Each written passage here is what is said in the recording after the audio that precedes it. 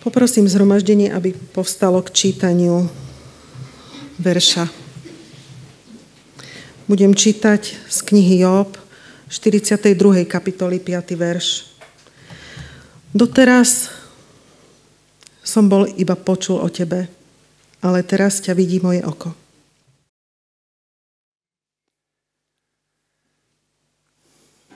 Jerry, Linda, Jerryho mama a 4 deti vo veku od 2 do 8 rokov sa vracali z dovolenky. Išli väčším autom a krátko predtým, ako mali už doraziť do svojho okresu, si Jerry všimol, že proti ním sa rúti auto veľkou rýchlosťou. Trocha pribrzdil, ale to nestačilo. Došlo k čelnej zrážke. Neskôršie sa ukázalo, že tento muž šoferoval pod vplyvom alkoholu. Išiel viac ako 130 km za hodinu. Stačila chvíľka a táto rodina prišla o 3 generácie. Jerryho mama, jeho manželka a ich 4-ročná dcerka zomreli. Jerry sedel na opustenej diaľnici a videl ich zomierať. Tento muž neskôr napísal knihu o tom, ako upadol do hlbokej priepasti, smútku, obrovskej bolesti, ktoré mu navždy zmenili život. Píše však aj o nečakanom poklade, ktorý našiel v smútku a strate. Samozrejme, že tú stratu blízkych nikdy neprekonal, ale prijal a začlenil ju do svojho života. Podobne ako pôda prijíma to, čo odumrie, až kým sa nestane jej súčasťou. Milé sestry, milí bratia, to dnešné zamyslenie bude o smútku, bolesti a stratách v našom živote. Možno ma k tomu trocha inšpiroval aj tento jesenný čas, keď si ľudia pripomínajú tých, ktorí nás predišli. Samozrejme, ešte predtým, ako prišlo kresťanstvo do Európy, tak ľudia sa tiež chceli vyrovnať so stratou, bolesťou a zúfalstvom. Tým, že nemali práve poznanie z Božieho slova, tak vznikli rôzne tradície a povery, z ktorých mnohé pretrvávajú dodnes. Dá sa povedať, že až pamiatka reformácie dala tomu iný rozmer. A je to čas v roku, keď je naozaj príležitosť sa zastaviť, pospomínať, čím tí ľudia, ktorí nás predišli, nás obohatili. Samozrejme, tie straty môžu mať veľa podôb. Medzi tie zdrvujúce straty patrí smrť dieťaťa, predčasné úmrtie milovaného človeka, ale aj invalidita, rozvod, emočné zneužívanie, nevyliečiteľná choroba, zmarenie životného sna, zrada najbližšieho priateľa, ale patrí tam aj rozpad predstavy o Bohu. Svet sa rozpadá. Istoty, na ktorých stála naša identita v takýchto situáciách, je otrasená do posledného základu. Uvedomujem si, že ako cirkev adventistov 7. dňa v tejto oblasti ťaháme za kratší koniec. Možno je to dané aj tým, že od 19. storočia intenzívne čakáme, že už Ježiš skoro príde. Naši predchodcovia si ani nemysleli, že by snáď za ich života nemal Ježiš prísť. A tak ten čas pre smútok, bolesť a vyrovnanie sa so stratou preto nejak v tom našom prostredí nie je miesto. Možno sa skôr stretneme s takými príkladmi lacnej útechy. Možno ste sa s tým už stretli. Výroky typu Boh mal pre neho alebo pre ňu plán. Alebo že takto to je lepšie. Veď vieme, že bude spasený, nemal by si byť tak smutný. Alebo snaha a povzbudenie, že musíš byť silný pre ostatných.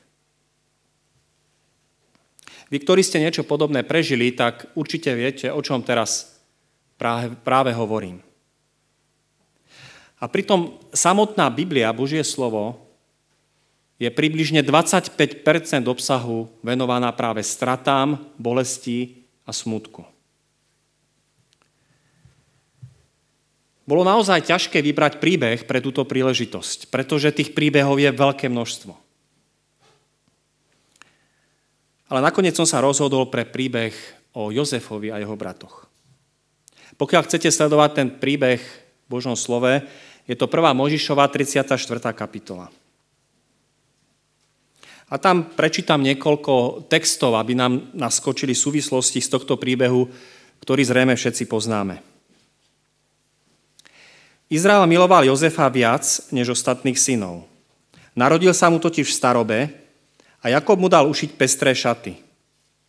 Keď jeho bratia videli, že otec ho má radšej než ostatných synov, znenávideli ho a nevedeli sa s ním prívetivo rozprávať.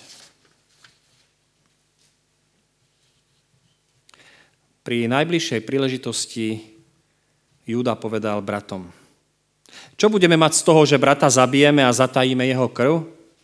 Poďme, predajme ho Izmaelitom, ale nevzťahujme na ňoho ruky, veď je to náš rodný brat. Bratia ho poslúchli a keď tadiaľ prechádzali midianskí kupci, bratia vytiahli Jozefa z cisterny, predali ho za 20 strieborných Izmaelitom, ktorí ho odvietli do Egypta. Keď sa to dozvedel otec, tak čítame, že Jakob si roztrhol plášť, na bedrá si položil vrecovinu a dlho smútil za svojím synom. Všetci synovia a všetky dcery ho prišli potešiť, ale on sa potešiť už nedal. Povedal: V smútku zostúpim za synom do podsvetia. Takto ho oplakával otec.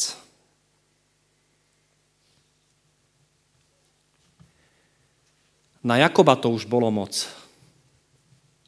Jeho život bol poznačený mnohými bolestiami a stratami.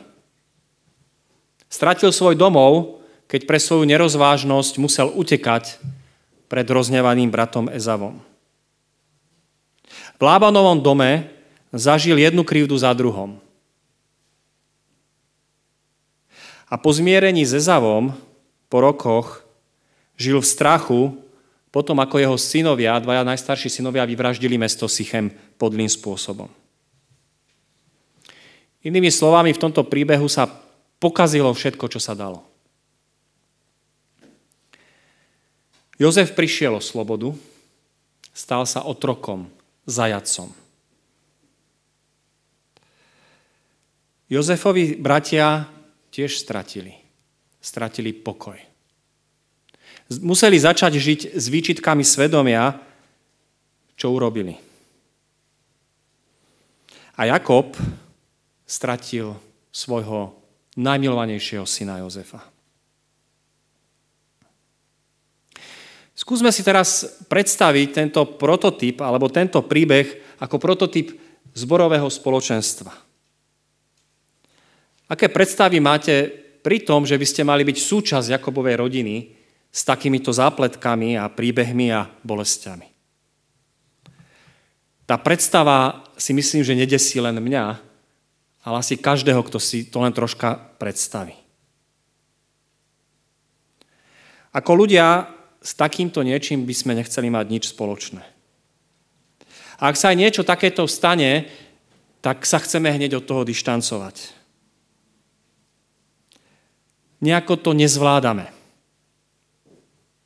A ani nás nenapadne, že v takejto trojnásobnej strate, keď Jozef stratil slobodu, bratia pokoj a Jakob svojho milovaného syna, že môže byť skryté nejaké požehnanie.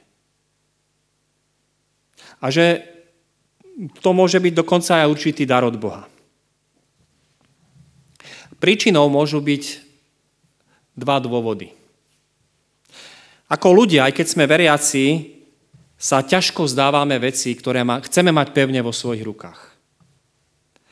No a veríme klamstvu, že straty a bolesť nás v živote za tým slávnym cieľom len zdržujú. Ešte raz sa zamyslíme, aké všetky straty boli v tomto príbehu. Jozef stratil osobnú slobodu. On strátil úplne kontrolu nad svojim životom v zmysle toho, kam chce ísť a čo bude robiť. Neskoršie, vďaka tomu, že prežíval svoju vieru a bol verný zásadám, sa stal väzňom. A vtedy sa za taký priestupok, za ktorý bol odsúdený, nešlo do väzenia na pár rokov. Ale tam šiel na doživotie. Jozef stratil kontrolu nad svojím životom, ale len zdanlivo.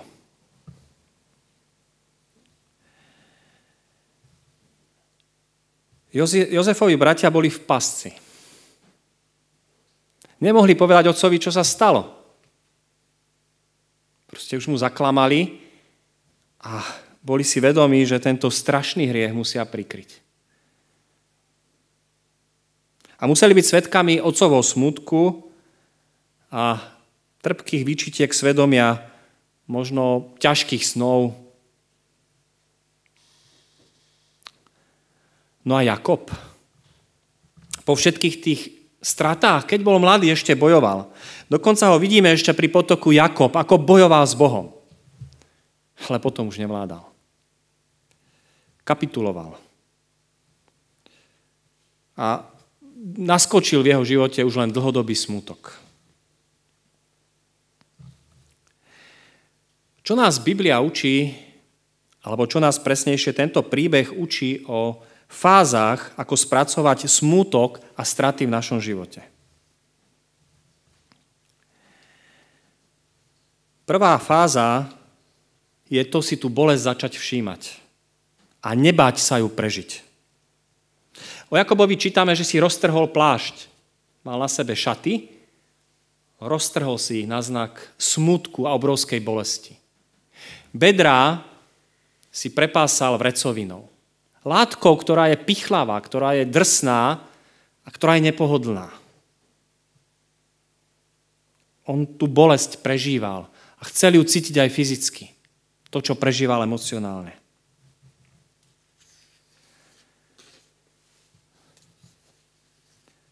Podobne ako Job, po všetkých tých tragédiách, čo sa mu stali, sa posadil do popola a tam si škrabal svoje rany, tak môžeme vidieť podobnú beznádejnú situáciu aj v prípade Joba. Ak v živote, keď sa nám niečo podobné stane, začneme potláčať svoju bolesť a žiaľ, tak zostanú pochované zaživa. Vďaka tomu, keď to začneme vymedzovať zo svojho života, tieto rôznorodé pocity pri bolesti a žiali, ktoré s určitou nadsázkou môžeme pochopiť, akože je to niečo, čo nám Boh v tom živote aj daroval, aj tú bolesť, tak náš emočný život sa zúži len na malú krabičku. Ale realitou je, že či skôr, či neskôr sa tá bolesť predierie na povrch. Keď ju potlačíme, raz to vyjde von. Buď sa to prejaví v nejakej forme úzkosti, depresie alebo iných ťažkostí. Ideálne je v tejto fáze otvoriť Bibliu a začať čítať žalmy. Samotné žalmy je 50% prežívania bolesti ľudí. Zrady, smútku, nepriateľstva. Žalmy sú vlastne žalospevy, kde ľudia si dovolili prejaviť to, čo prežívali. A je to dobré. Potrebujeme si to dovoliť aj my. Druhá fáza, alebo druhé poučenie, ktoré môžeme sa naučiť z prežívania smútku, bolesti a strát, je trpezlivosť. Jozef mal 17 rokov, keď bol predaný do otroctva. A musel čakať 13 rokov, kým ten stav, pokiaľ bol vo väzení, sa zmenil. 13 rokov čakal. 13 rokov bol trpezlivý, napriek tomu zostal verný zásadám, aj keď sa zdalo, že všetko sa obrátilo proti nemu. Jakob čakal 22 rokov, kým opäť uvidel svojho milovaného syna. Jakobovi prišla táto skúška už vo vyššom veku a ešte ďalších 22 rokov čakal.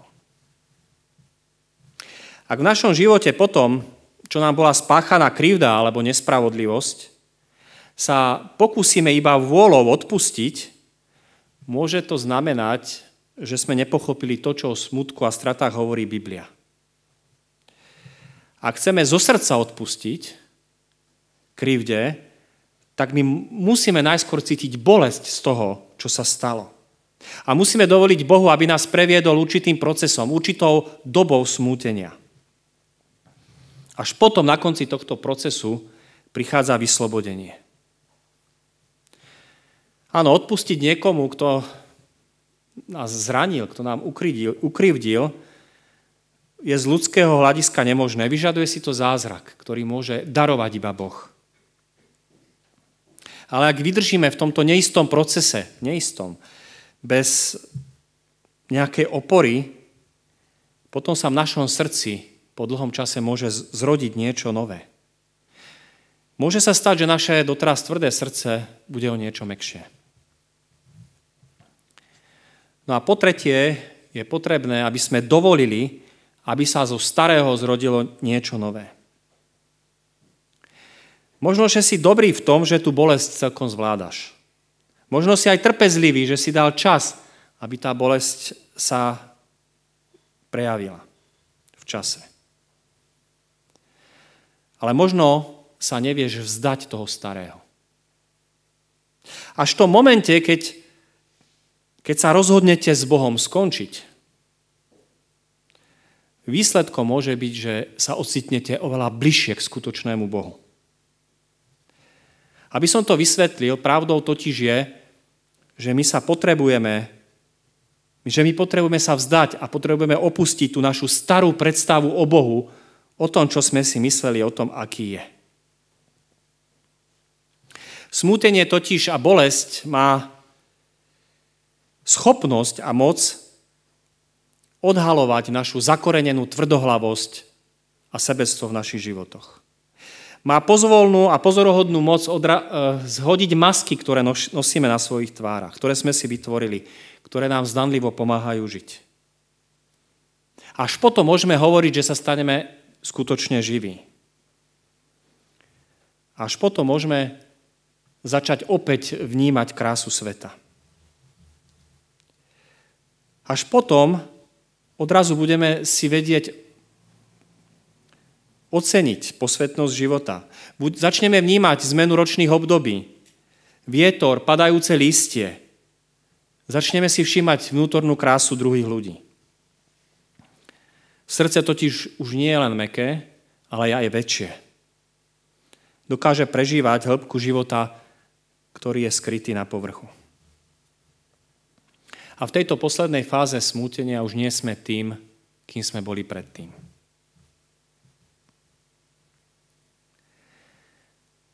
Jozef je úplne novým človekom potom, keď odpustil svojim bratom. Keď sa s nimi stretol po rokoch, tak sa nevládal ani zdržať, tak mu tiekli slzy. Ale Jozef odpustil a bol úplne nový človek. Bratia, títo hašteriví, nezmierliví, mnohí tvrdí ľudia, po tom, čo prežili zmierenie so svojím bratom, ktorému takto ublížili, to natrvalo zmenilo ich život. Boli iní ľudia. A Jakob po tých rokoch strát a bolestí v jeho srdci zostala len tichá vďačnosť.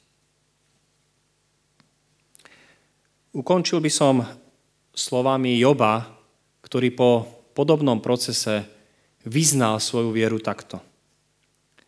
Doteraz som iba počul o tebe, ale teraz ťa videlo moje oko. Amen.